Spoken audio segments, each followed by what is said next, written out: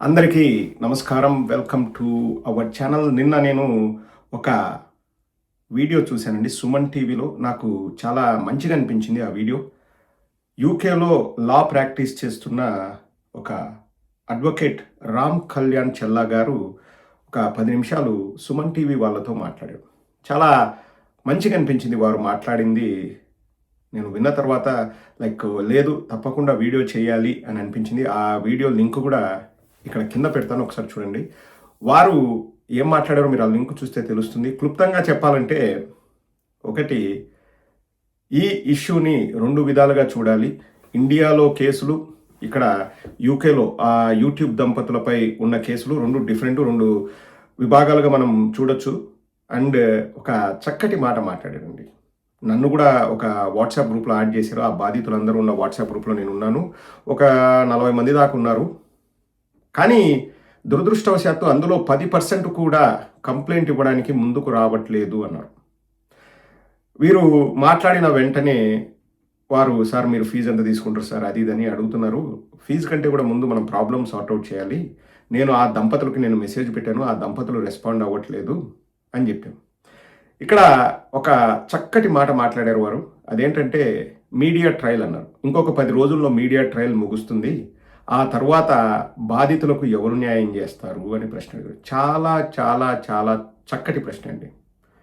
ఇప్పుడు ఎక్కడైనా చూడండి, నేను ఒకటే ఇక్కడ చెప్పదలుచుకుంది ఏంటంటే, ఒక కుటుంబంలో ఒక వ్యక్తిని కోల్పోయినా ఎన్ని రోజులు బాధపడతారండి? అంటే విపరీతంగా ఒక 10 రోజులు, ఒక నెల రోజులు, ఒక 6 నెలలు తర్వాత తేరుకోవాలి. వాళ్ళు చేస్తున్న పనులు చేయాలి, ఎందుకంటే జీవితం ఆగదు. ఇంకా ఇప్పుడున్న పరిస్థితిలో మీడియా అన్నది ఎంత ఫాస్ట్గా కదిలిపోతుందంటే, ఇంకొకటి ఏదైనా సెన్సేషన్ న్యూస్ వస్తే దీన్ని పక్కన పడేసి ఆ న్యూస్ని ఎత్తుకుంటారు. ఎవరైనా కానీ ఇక్కడ నేను ఒకరిని బ్లేమ్ చేసి ఇంకొకరిని ప్రొటెక్ట్ చేయాలన్న ఉద్దేశం లేదు. కానీ ఎన్ని రోజులు ఈ ఇష్యూ మీద వాళ్ళు మాట్లాడతారు, ఎన్ని రోజులు వ్యూస్ వస్తాయో అన్ని రోజులు మాట్లాడతారు, ఏదైనా ఏ మీడియా అయినా కానీ. తర్వాత ఏమవుతుంది, అది మరుగున పడిపోతుంది. ఇంకొక ఏదైనా ఇష్యూ వస్తే దాని వైపు మల్లుతారు, ఇది వెళ్ళిపోద్ది. తర్వాత బాధితులకి ఎవరు అండగా ఉంటారు? ఎస్, మీడియా చేయాల్సింది మీడియా చేసింది, వీ అప్రిషియేట్ దట్. ఇంకొకరు మోసపోకుండా ఈ వీడియోస్ చాలా హెల్ప్ అవుతాయి. అండ్ ఆల్సో రేపొద్దున ఎవరైనా కానీ డబ్బులు ఇవ్వాలంటే 1కి 10 సార్లు ఆలోచించేలాగా ఈ ఇష్యూ అయింది, అది అందరికీ మంచిదే. కానీ ఇప్పుడు బాధితులకు డబ్బులు ఎలా వెనక్కి వస్తాయి? మీడియా వాళ్ళు డబ్బులు వెనక్కి ఇప్పించలేరు. మీడియా వల్ల కాదు, ప్రదీప్ వల్ల కాదు, ఇంకొకరి వల్ల కాదు.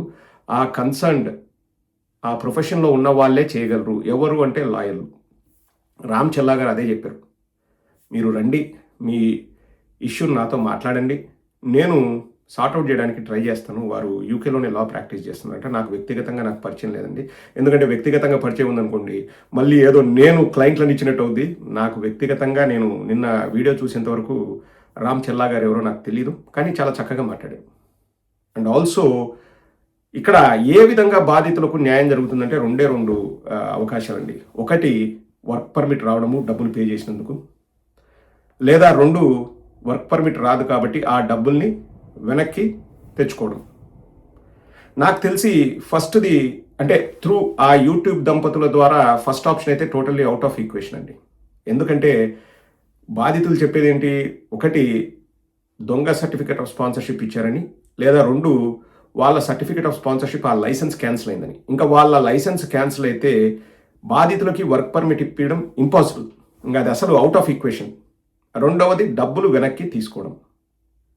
ఖచ్చితంగా ఇన్ని రోజులు అందరూ యూట్యూబ్లో కానీ మెయిన్ స్ట్రీమ్ మీడియాలో కానీ చేసిన వీడియోల వల్ల వాళ్ళు ఎవరైతే ఆ యూట్యూబ్ దంపతులు ఉన్నారో ఈ బాధితులకు డబ్బులు వెనక్కిస్తే వాళ్ళు హ్యాపీగా ఉంటారు, మీ మీద కూడా ఫోకస్ తగ్గుతుంది. అది వాళ్ళు ఆలోచించుకోవాలి. ఇప్పుడు 20 లక్షల 25 లక్షల ఆ డబ్బులు బాధితులకు వెనక్కి ఇవ్వాల్సిందే. ఆస్తులు అమ్ముకొని ఇస్తారా, లేకపోతే అప్పు చేసి ఇస్తారా, యూట్యూబ్ దంపతులు ఇష్టం, కానీ ఇవ్వాల్సిందే.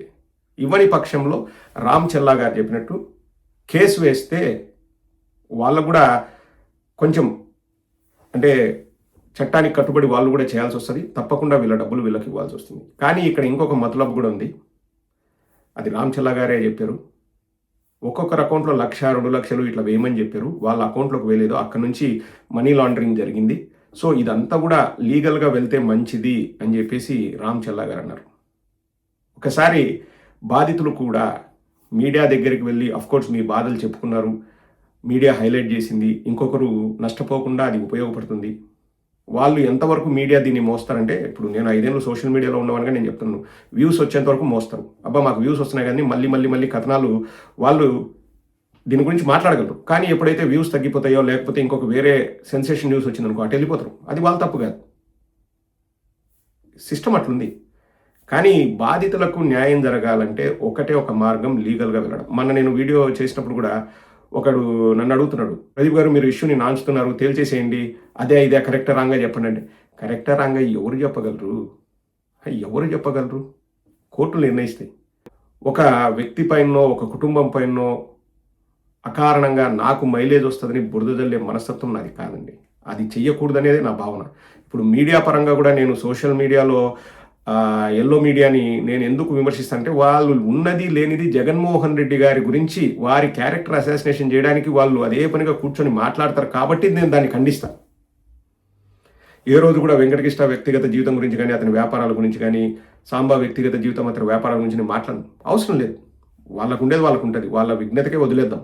కానీ అదే పనిగా వాళ్ళు కూర్చొని ఇంకొక వ్యక్తి పైన నిందలు మోపుతూ క్యారెక్టర్ అసాసినేషన్ చేస్తుంటే అది తప్పురా బాబు అని నేను చెప్తాను.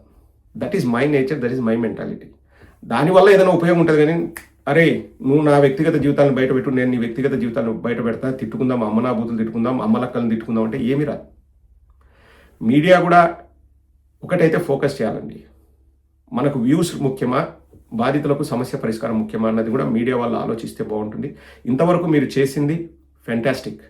కానీ బాధితులు ఎవరైతే వస్తారో, ఇప్పుడు సుమన్ టీవీ ద్వారా నాకు తెలిసిందండి రామ్ చెల్లా గారి గురించి. That's fantastic. వాళ్ళు సొల్యూషన్ కోసం ట్రై చేస్తున్నారు. అలా ఏదైనా ప్రయత్నం చేసి బాధితులకు న్యాయం జరిగేలాగా చూడండి. అండ్ ఇక్కడ లా చాలా డిఫరెంట్గా ఉంటుందండి. రామ్ చెల్లా గారు అది కూడా చెప్పారు, ఇండియాలో మనం ఇష్యూని పెద్దది చేస్తే సీఎం దృష్టికి వెళ్తే సీఎం ఆర్డర్స్ ఇస్తే తొందరగా జరుగుతుందేమో, కానీ ఇక్కడ అటువంటి ప్రొసీజర్స్ ఉండవు. ఇక్కడ ఒకటి జరుగుతుంది, follow the system, follow the rules. బాధితులు ఇక్కడ ఏదైనా మీకు న్యాయం జరగాలని కోరుకుంటే యూకేలో మీరు లీగల్గా ప్రొసీడ్ అవ్వడం ఉత్తమం. మీడియా ట్రయల్ అంటే మీడియాలో ఈ జడ్జుల్లాగా కూర్చొని న్యాయ నిర్ణేతలు న్యాయాన్ని తీర్పులు ఇచ్చేదంతా ఇంకొక వారం 10 రోజులు ఉంటుంది. ఆ తర్వాత మీడియా ఈ విషయాన్ని మర్చిపోయిన తర్వాత నేను ఒక వీడియో చేస్తాను చూడండి, 1 నెల రోజుల తర్వాత 2 నెలల తర్వాత ఏమైందని ఎవరికి గుర్తు కూడా ఉండదు. ఎందుకంటే మీడియా ఇప్పుడు పిక్ చేసింది, కానీ ఈ ఇష్యూ 2 ఏళ్ల నుంచి నడుస్తుందని చెప్పేసి బాధితులే చెప్తున్నారు. అయిపోయి ఇంకొక వారం 10 రోజులే మళ్ళీ అది అయిపోతుంది, వేరే ఇష్యూ పైన వెళ్ళిపోతుంది. నేను ఇక్కడ మళ్ళీ ఒక మాట చెప్తానండి, మీడియాను తప్పు పట్టట్లేదు. మీడియా ఎప్పుడు వాళ్ళు బతికి బట్టగట్టగలరు అంటే వాళ్ళకు వ్యూస్ వస్తేనే వాళ్ళు ఆ మీడియా సంస్థలు నడుపుకోగలరు. ఇది పాతదైపోయింది అనుకోండి వార్త, వాళ్ళకు వ్యూస్ రావు. ఎప్పుడైతే వ్యూస్ రావో ఇంకా దీని గురించి మాట్లాడడం వేస్ట్ అని నెక్స్ట్ దానికి వెళ్ళిపోతారు. మీడియా అన్నది ఒక ముక్కలో అండి, నేను చెప్పేది మీడియాను తప్పుపట్టట్లే. ప్రజల మైండ్ సెట్ ఎలా తయారైందంటే, ఒక వ్యక్తి 10 నిమిషాలు ఏదైనా మాట్లాడితే అందులో సెన్సేషనిజం కోసం వెతుకుతున్నారు. ఆ సెన్సేషనిజం ఏదైతుందో ఆ ఒక్కదాన్ని పట్టుకొని మీడియా బతుకుతుంది. It's 100% open secret. ఎవరైనా కాదన్నా కానీ ఇంకా దానికంటే పెద్ద బూత్ ఉండదు. ఇప్పుడు జగన్మోహన్ రెడ్డి గారు 1.5 గంట ప్రెస్ మీట్ పెడితే అందులో విలేకరి ఒకరోజు ఒక ప్రశ్న అడిగారు, సార్ రప్ప అని ఒక పోస్టర్ పట్టుకున్నారంట, ఎల్లో మీడియా దాని గురించి మాట్లాడుతుందంటే, ఏమబ్బా ఎవరు పిల్లోడబ్బా ఏదో సినిమా డైలాగులు పెట్టుకుంటారు ఏమవుతుంది అంటే, 1.5 గంట ప్రెస్ మీట్ గురించి వాళ్ళు అసలు ప్రస్తావించారు రప్ప అనేది పెద్ద హైలైట్ చేస్తారు. ఎందుకంటే అది సెల్లింగ్ వార్త.